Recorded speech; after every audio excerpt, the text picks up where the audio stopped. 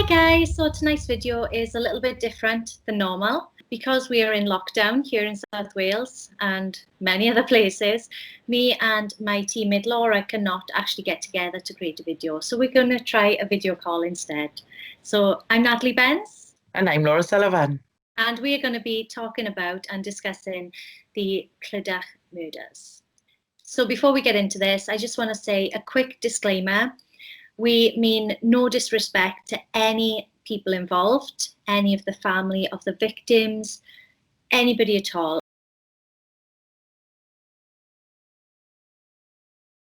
So on Sunday, the 27th of June, 1999, a horrific crime took place in Clydach in South Wales. This murder that took place literally wiped out 3 generations of people. Absolutely horrific. There was Doris Dawson, who was 80 years old, her 34-year-old daughter, Mandy Power, and her very young daughters, Katie and Emily, who were 10 and 8. It's just so horrific, what's happened. Awful story. And yeah, it's not very pleasant. It's a horrible situation for everybody involved.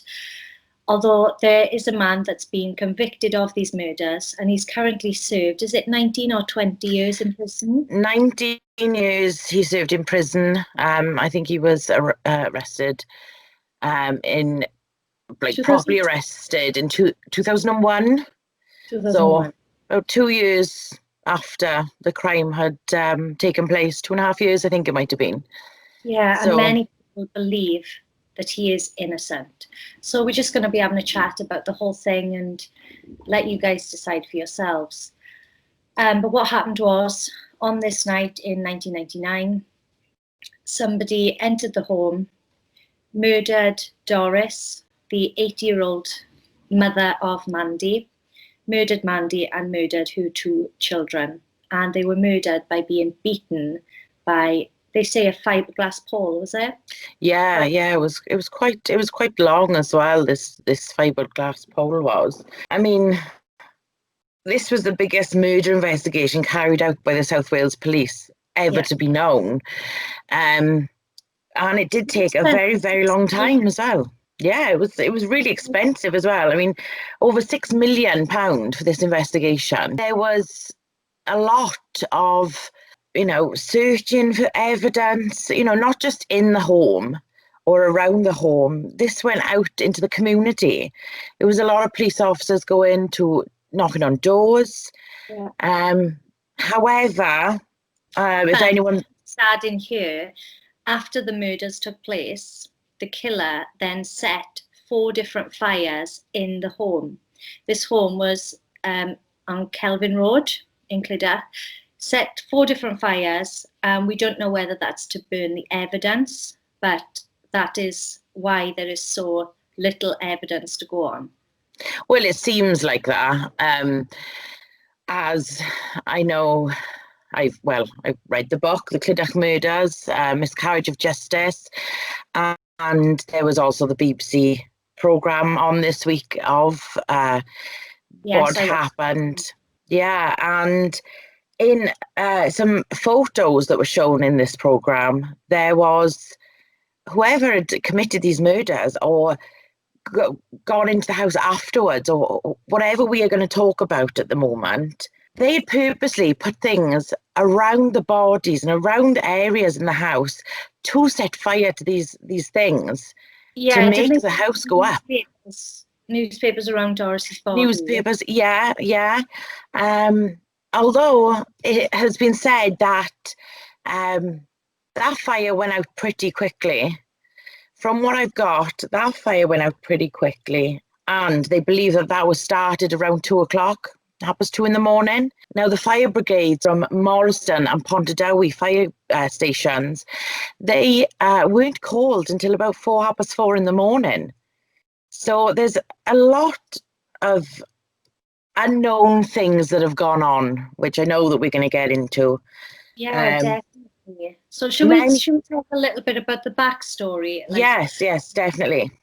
It seems that whoever the killer was seemed to really be focused on Mandy. Now, Mandy was a 34-year-old nurse, obviously from Clydach, and she was having an affair with a woman who she had first of all met when she joined a rugby team, but then Mandy had held like a tarot evening in her home to kind of want to meet new friends, I think. She wanted to meet new friends. She kind of said she'd done this tarot card reading and she was asking her friends to invite some of their friends, and that's how some people got to meet each other. Yes. And a lady, the one we're talking about, her name is Allison Lewis. Yes, that's right. She came along to this tarot evening, and then I think that's when it kind of started, wasn't it? That's when she took a shine to Mandy, and the affair sort of started then. She took a shine to Mandy, but initially, she didn't think that she would get anywhere with Mandy. She assumed that Mandy was heterosexual, and that was that. But apparently on this tower reading night, Mandy was telling a friend that she was interested in Alison. She did like her as a person and looks. And it also needs to be said that even though Alison was interested in Mandy, she was married to a male. So she'd always had relationships with men, although Alison it's been said that she'd been hiding the sexuality of hers for many years. When her first was on a teacher. Was a teacher. So she's hidden these feelings, and I think the more that Alison and Mandy became close and the friendship grew, they were always together. I think close friends of the two knew there was more to it than friendship. I think some people did know. Was a former police officer. Yes. But she had left the police force due to mental illness, I believe. And her husband was still a police officer. That's right. Stephen Lewis. Yeah, and also his twin brother. Yeah, he was in the police force as well. Many people believe that the truth of what really happened to Mandy and the family that night, or the morning, has yet to be revealed. So the man that has spent the last 19 years in prison for these murders is a man called David Morris, and people call him Dai Morris, Dai short for David. And the reason he was convicted of these murders, what it appears, is because there was a gold chain found at the murder scene. And this was a very distinguishable gold chain because the clasp had broken and it was being held together by some sort of copper wire, I think they said. And it also had a little splatter of paint on it. When he was first questioned, he denied that this chain was his, although he did later admit it, which you might think, yes, that's very suspicious. However, David Morris had been having an affair with Mandy Power, and the reason he denied all this is because he had a girlfriend whose name was also Mandy, but he didn't want his girlfriend finding out about the affair, which is highly likely the reason he denied going there or his chain being there. More of a reason as well, Natalie, is the fact that the two Mandys were friends. They knew each other.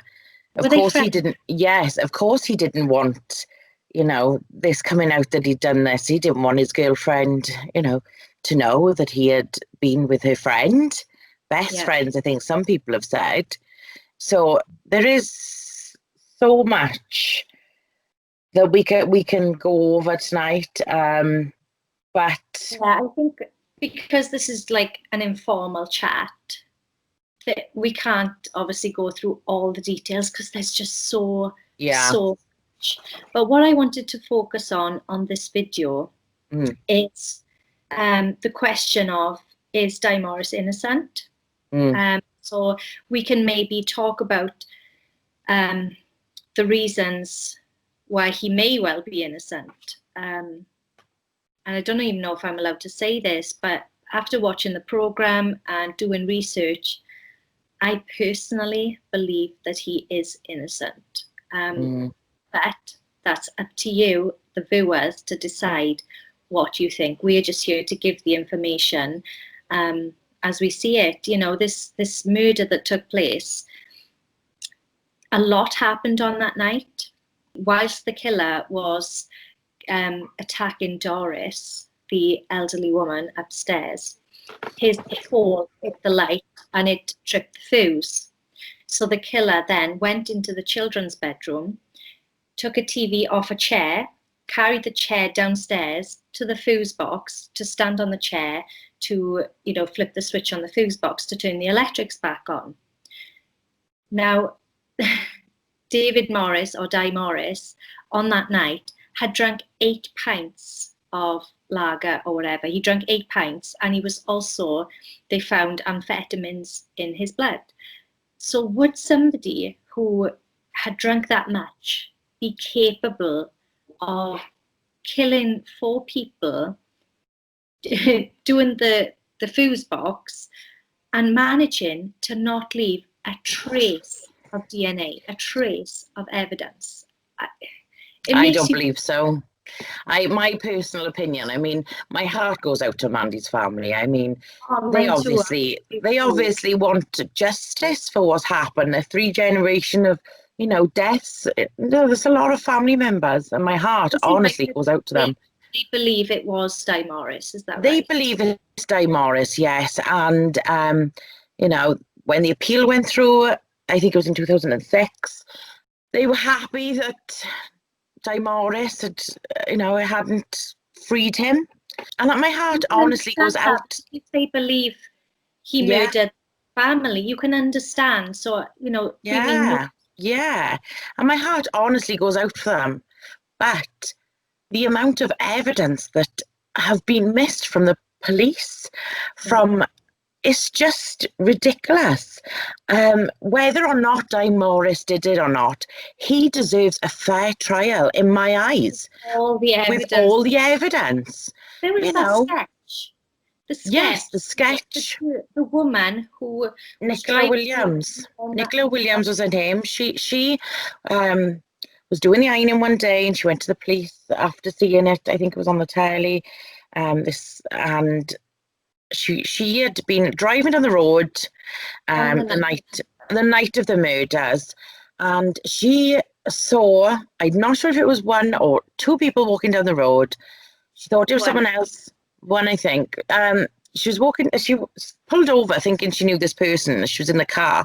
She wound down the window. She had a very clear view of this person to identify what this male looked like. And after she'd seen about the murders online, on the telly, she rang the police. They got an artist in to draw up, you know, the figure of this person that she saw, because she saw a very clear view. She'd pulled her car over, she had undone the window, realised it wasn't the person that she thought it was. She had a very good identity. The sketch was, well, it says in notes that it was 90% accurate to look like Allison Lewis's husband or his twin brother, both police officers. And this wasn't that far away from the crime scene of the night.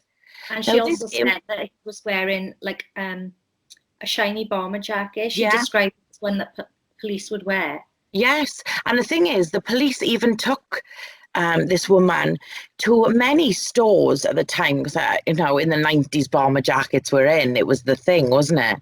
But police actually took Nicola to stores quite far away as well, as far as Cardiff, to identify these bomber jackets that are being sold in shops. Now, none of the ones that the shops that they took Nicola to were the same. Nicola says the bomber jacket that was worn was of police force look, like the way it looks, you know, it's the navy, the bulky, shiny material. And the fact that all the stores in the in and surrounding areas of us, they didn't have it. They didn't sell the same jacket. I mean, this photo, it was not shown to the public. I was just going to say, this, what do they call it? The sketch by the sketch artist, is it? Yes. Why wasn't it shown on Crime Stoppers? Why wasn't it shown broadcast everywhere? Well, this is the thing. This is one of the main things as well about the evidence. Now, there was many occasions this image could have been shared on Crime Stoppers, Crime Watch, things like that. I think there's a good few occasions where this murder investigation was brought up for people to come forward, and this picture would have given some people a lot to go on, but it wasn't used. I mean, that's just one small bit of evidence that wasn't used in this case. But I think a very crucial piece of evidence, especially if it did look like Alison's husband, Stephen. Are you going to put why wasn't it used? And also, I learned from watching the documentary last Thursday on the Clydach Murders, is that there was a bloody handprint at the murder scene. And this was compared to the hand of Dai Morris, and it didn't fit. No, it didn't indeed. What was my mind? Well, the thing is, it was a blood-soaked handprint. Obviously, it must have had the sock, because they also had a sock on the scene, wasn't it? It was full of blood. Which So hasn't been tested yet. No, it hasn't been tested. I know that on the programme, on the BBC programme, it mentioned that it hadn't been, they're under the understanding that the sock was put inside out to be used. To do the DNA, they want to take the sock the other way around and see what DNA they can find on the other side of the sock. This hasn't been tested. Even with the appeal in 2006, this should have been done. Yeah. It's not right. 20 years ago. This is a man's life, and, you know... He's missed. And he's got 2 daughters himself. He's missed a lot of that, they're growing up. It's just not fair. After the BBC programme, I think that they are actually going to start doing more DNA testing.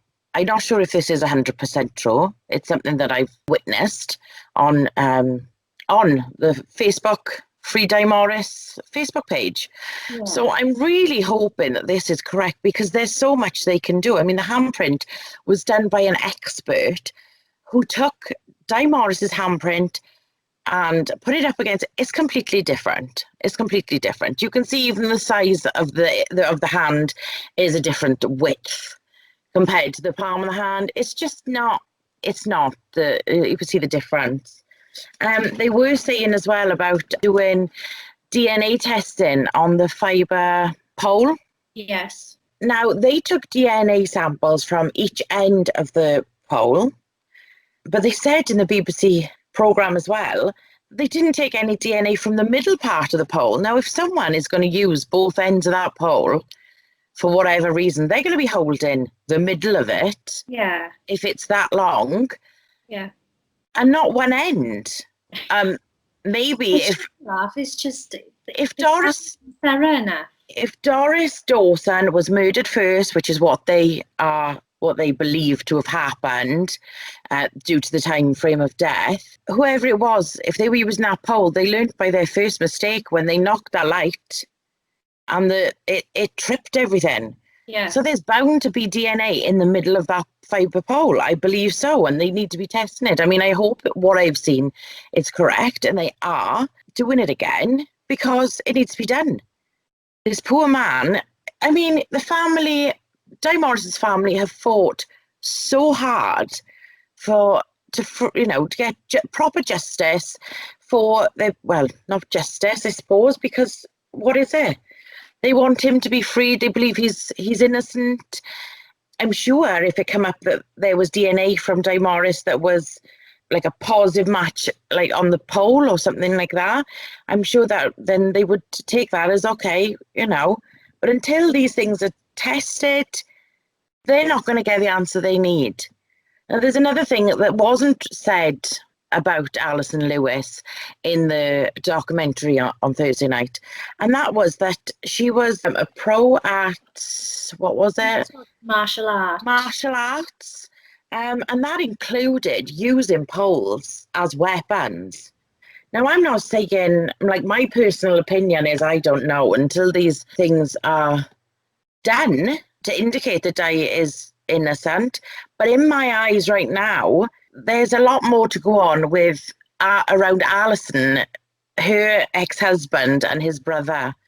But apparently another reason why they pinned it all on Dai Morris is because when they looked into his past and his history, it turns out that he did have a bad past. He'd had loads of run-ins with the police.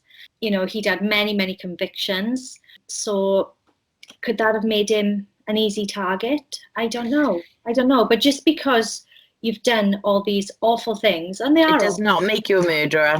It absolutely does not make you a murderer. Maybe he's bad in some respects, but it doesn't mean he's a killer. No. I think until they have solid proof, he shouldn't have spent all this time behind bars. No, I mean, 100% for sure if it was him, and they don't. I mean, as you mentioned, Natalie, he was very intoxicated that night. I mean, there was another eyewitness. This is another thing that wasn't used. I mean, they spent $6 million on trying to find, evidence and stuff for this case. There was a taxi driver that night. I believe his name was Mike. This was on the BBC programme again on Thursday. His name was Mike. I'm not sure of his last name.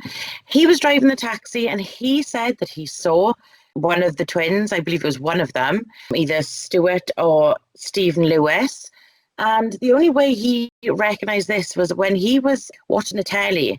And this is played on my mind. He was watching the telly and he saw images of, I believe that it was Stephen Lewis, Allison's ex-husband, but husband at the time. He saw the image on the telly of Stephen Lewis, and he realised that he had saw Stephen Lewis the night of the murders while he was out in his taxi.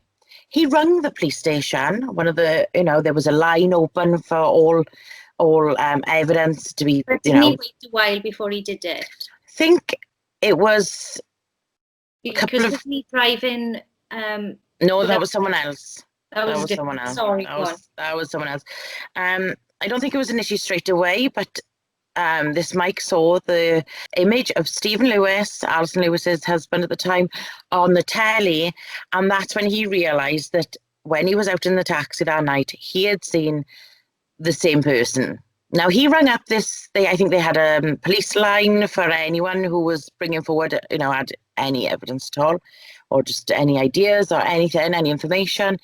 And he rang up and he said that he had saw Stephen Lewis not far away, literally a few minutes away from 9 Calvin Road that evening. He was told by whoever he spoke to that someone would ring him back. He didn't receive a call back from the police. He left it 2 weeks and then he rang back again. I mean, this is a vital bit of information that he has, and he's not getting a call back. Now, I know that thousands of people actually rang up these lines. I know they did. But for someone to say they saw someone fit the description of someone on the telly, you think that would be quite important. 2 weeks later, he the same to that Nicola. They didn't call her back either, did they? I'm not sure about that, but I'm sure.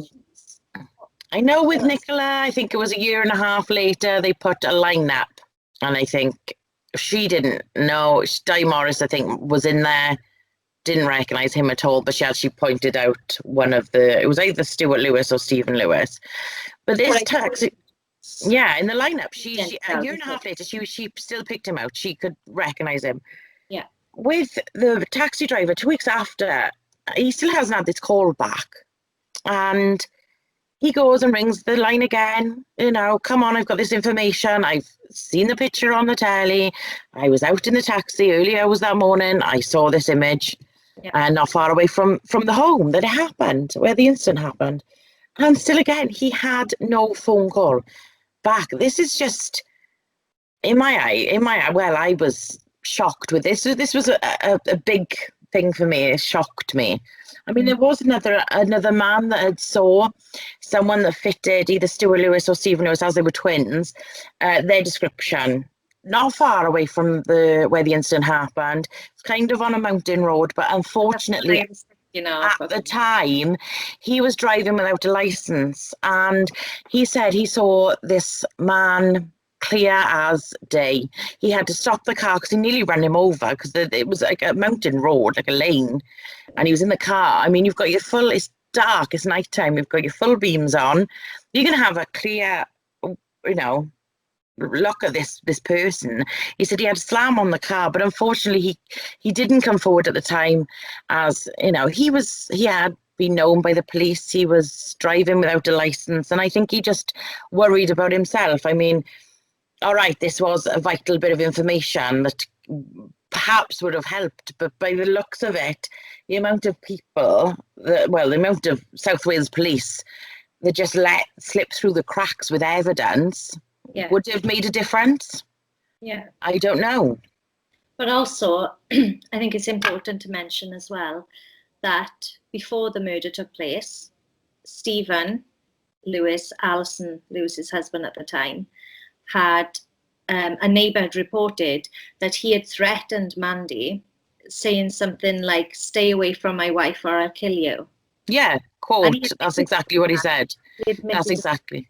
He admitted to saying that, but when he was questioned, he said that he didn't know about the affair between Mandy and Allison until the morning of when Allison found out that Mandy Power had died. Apparently, that's the morning that he found out. Yet, when his neighbour came forward and said, well, a couple of days previous, he'd been outside the house on the steps of 9 Calvin Road and was shouting towards Mandy. And Mandy was actually so scared that she was crouched down on her hands and knees. Her daughters were there and she was trying to cover them and cover her ears. It was that bad. For a woman to be on their knees, scared, and trying to cover their daughter's ears, cover their own ears. So, I mean, Stephen Lewis tripped himself up there. I mean, there's so much. It seemed to go against him, did it? No. Was that looked into? That was not looked into. Eyewitnesses said the night of the murders, some eyewitnesses from Mandy Power's street said that Allison Lewis was on that road, was one of the first people to show up outside when the fire brigades were there. Now, this eyewitness has said that she was freshly showered, very much smelling of soap. A very intense smell of soap. And it says in the book that her hair was still wet. However, when the statement was taken from Allison, she found out about Mandy and that about 6 o'clock in the morning. I think 6:30 in the morning.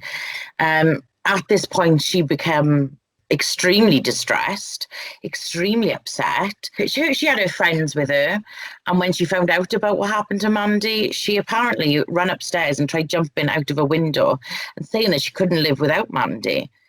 A bit of a mixed, what's going on? Someone saying she was one of the first people on the scene. She's saying that it was 6 o'clock in the morning before she had found out and her husband had gone to work, which she'd said in her first statement that she had to phone him back to come back from work, and he then took her to the scene, which was 9 o'clock in the morning. I mean, there's mixed reviews there with what's gone on.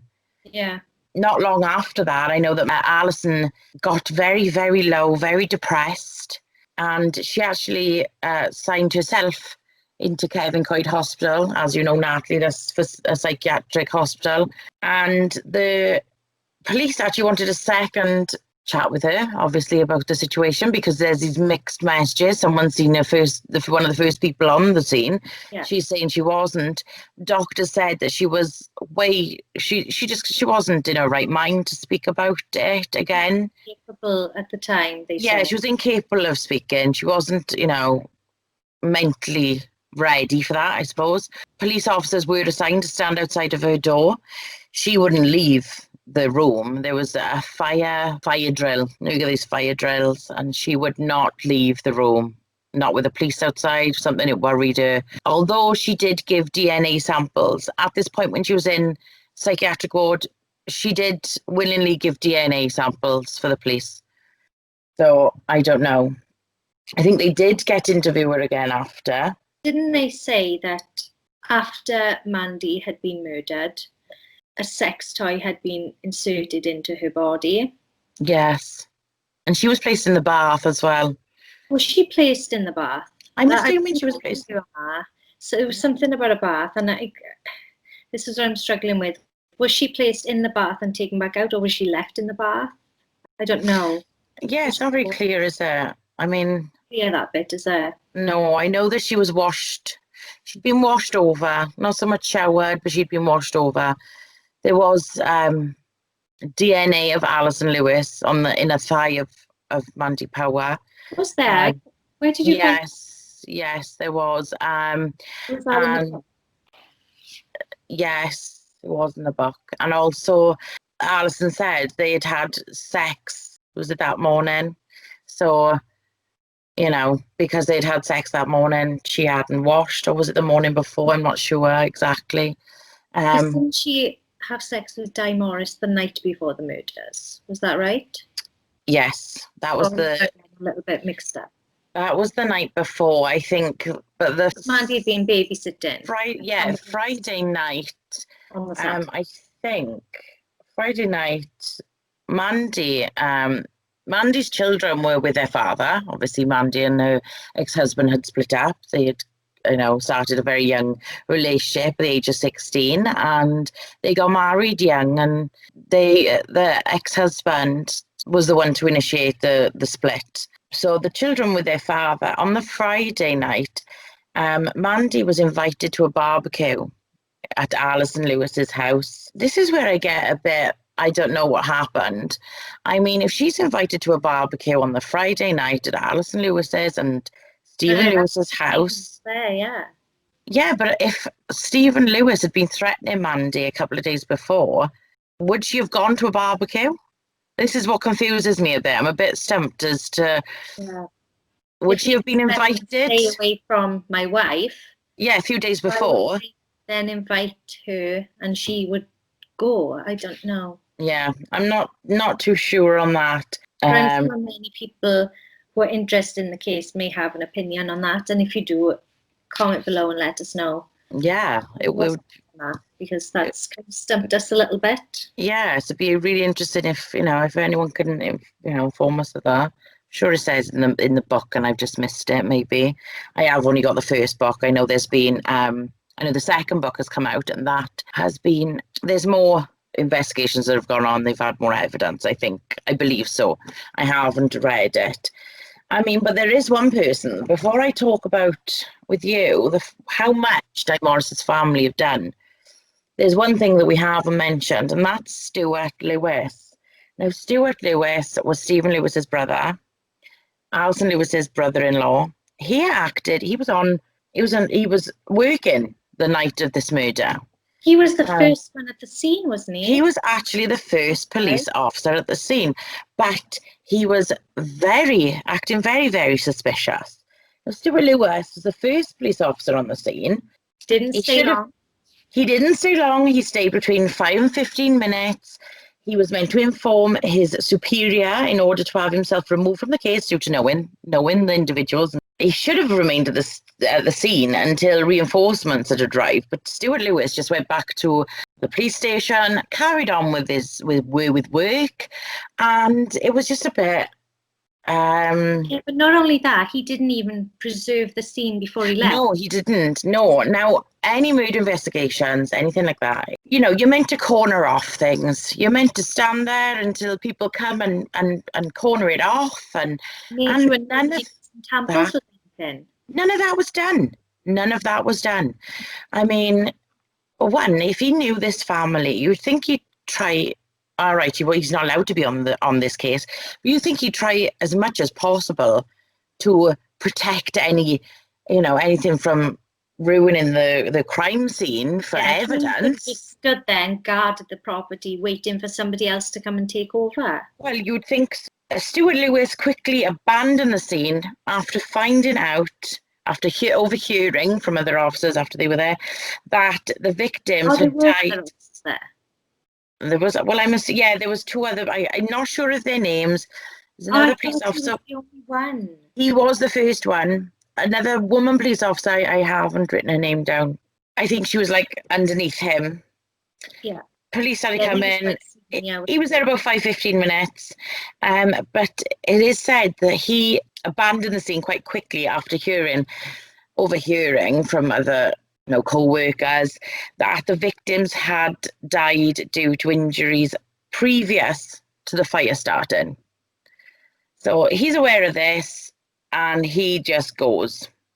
Didn't give an explanation why, nor did he get another senior officer to replace him. He just went back to the police station, was just carrying on with his work. So he was there with other people, right. but he so was the first one on the scene. There, but there were others that were below him. Yes, below him. Yeah. Also, he went off the radar. He'd been working from about 12 till 3 in the morning, but it is said that Stuart Lewis went off the radar between 12 and 3. Now, Stuart Lewis, when he was interviewed, you can actually watch some of the videos, I think, online, and he was mixing up his story. He even said that if that picture had been shown that Nicola Lewis had done, he said, me and my brother, I would have hauled us in. I would have said, yeah, that's us by seeing that picture. He was basically admitting that this picture looked exactly like him. First of all, he said to him it looked like Dai Morris.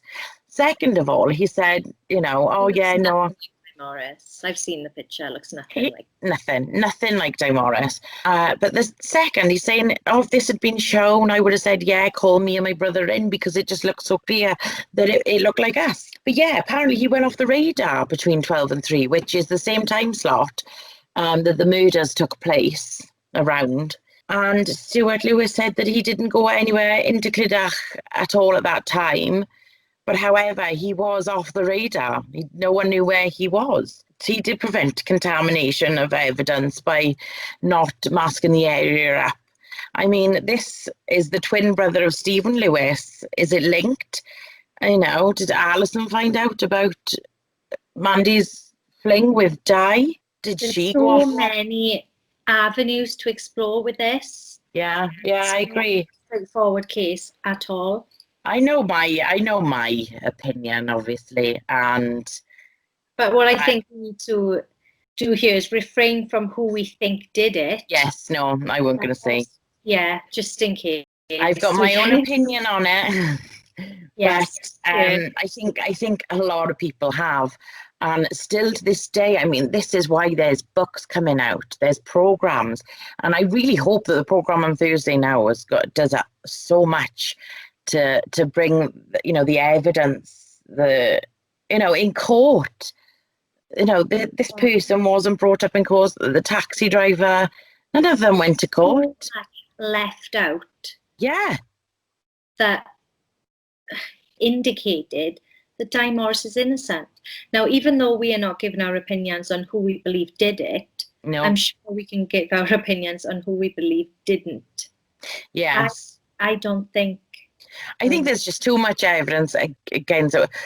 The fact that Dai didn't say that he'd had a fling with Mandy to save his relationship, the fact that he left his chain there, I mean, the thing was broken anyway. It was on a clasp. It could have come off. Yeah. Determine if maybe Mandy had pulled it off his neck, but when they did test, they found out that couldn't have been possible, didn't they? So yes, it could have been left there from the night before. No? Yeah, yes, but I know that on the Facebook page there's a lot of people saying, well, if he left it there, something about moving it. If he'd left it in the kitchen, she could have moved it upstairs to prevent other people from seeing it. Yeah. There's so many things. See why that chain got upstairs. There's just... Oh, wasn't there a watch placed? There was a watch placed on Mandy. Now, I've watched a couple of videos and it says a man's watch. However, when I watched the documentary on Thursday on BBC, which you can actually see on BBC iPlayer, the watch looked as if it was a female watch to me. Now, does this indicate that, it's of something meaningful? Was the person who done the murders putting this on sentimentally kind of thing? I don't know. Do you think an intoxicated man who had drunk a lot of lager and had amphetamine found in his blood be able to fiddly put a watch on? I personally don't think so, but the things that he was there's just so many things, like with when the electrics went out with the light bulb in Doris's room.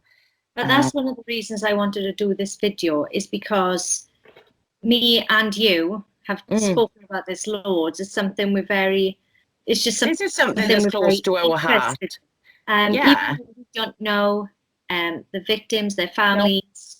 We don't know Dai Morris or his family. We don't know any of the people involved.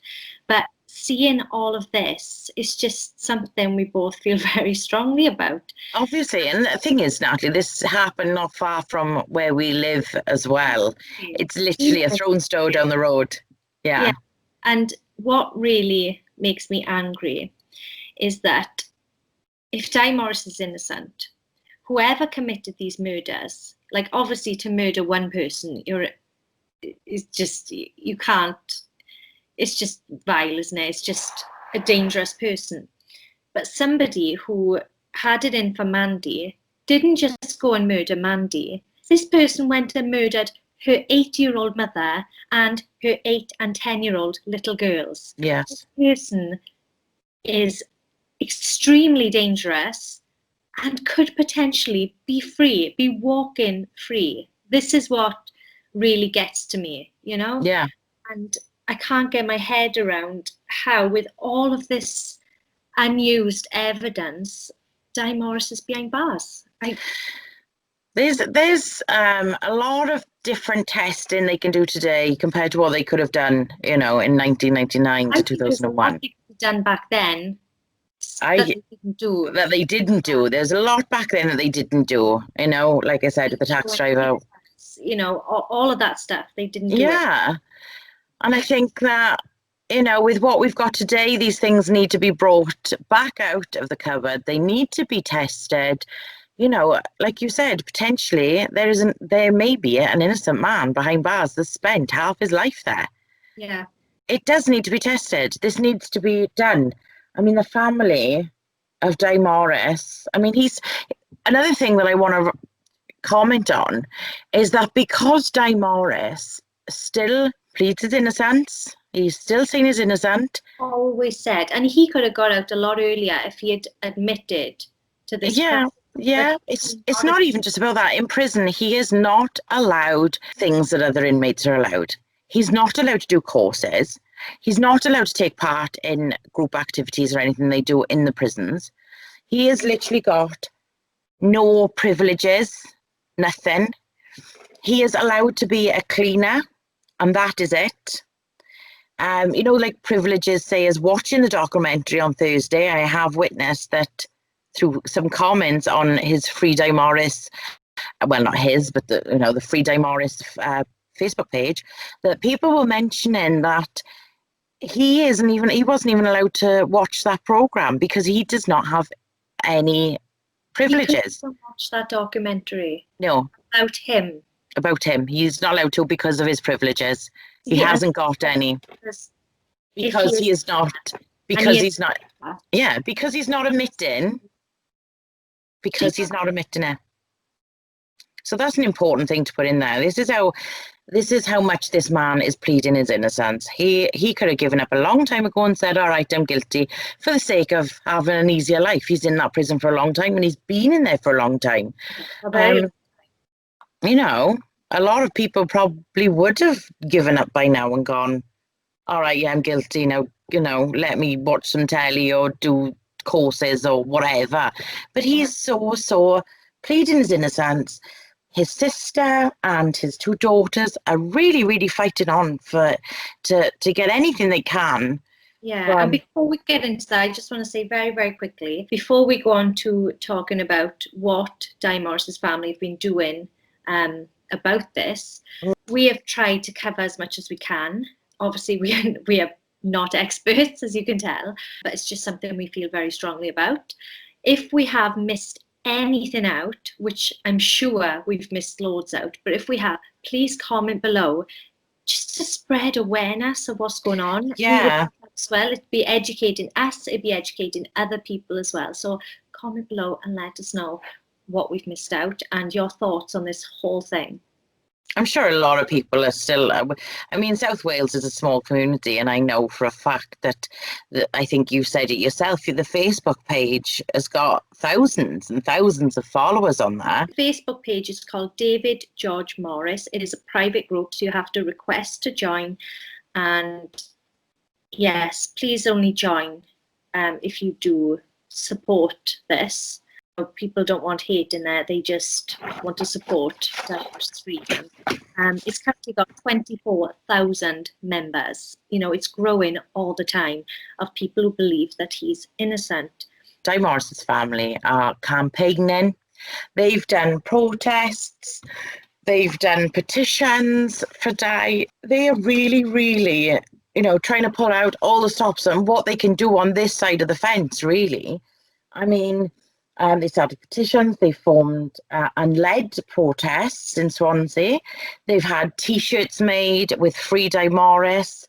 Yeah, I saw T-shirts, Justice for Dai Morris, yeah. Yeah, Justice for Dai Morris, that's right. And we've said about the Facebook groups for support. There is, if you live in and around Swansea area, there's graffiti that we are finding everywhere saying Free Dai Morris. Is quite a visible sign of support for him. You know, people are going up and spraying, and I mean, they are lovely works of art. They're not scruffy things.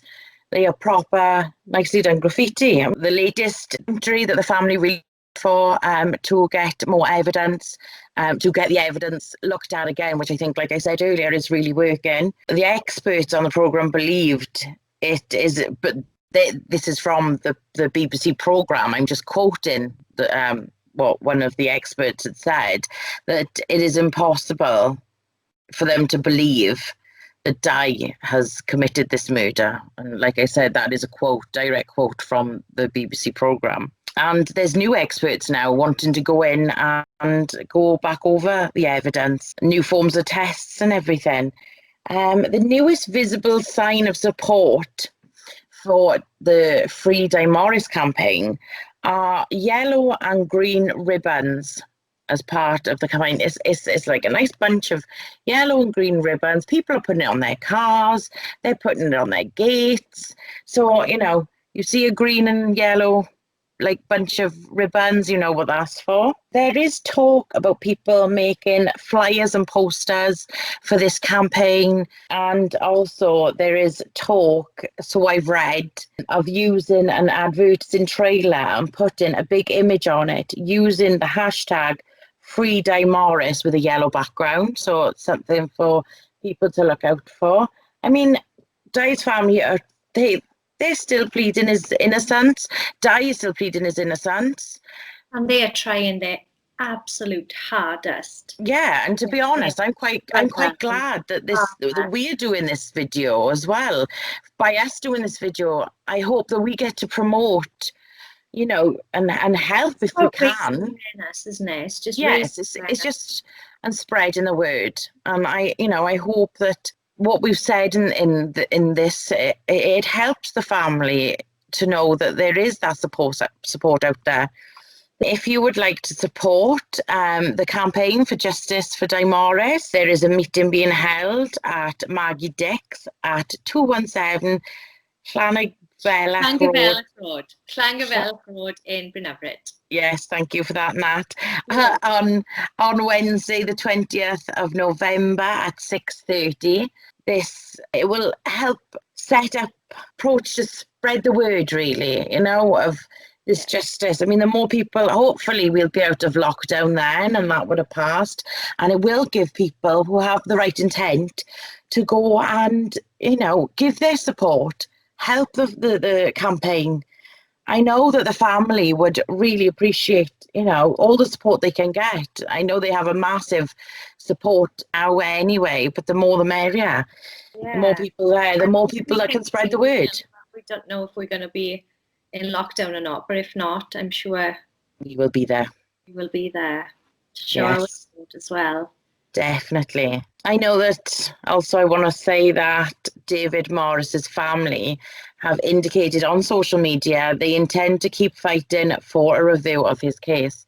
Now, I'm not sure whether this is going to come up since the programme, like I said, there's been a couple of mixed messages. I think someone shared a clip of a news clip saying that they're going to start going through all the stuff again. But to be honest with you, I mean, even down to the fact of lots of paperwork, which I hadn't mentioned earlier, I forgot to mention.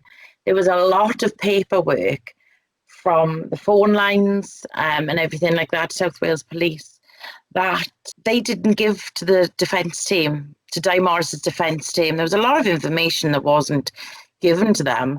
And that is another thing in itself that needs to be done this time.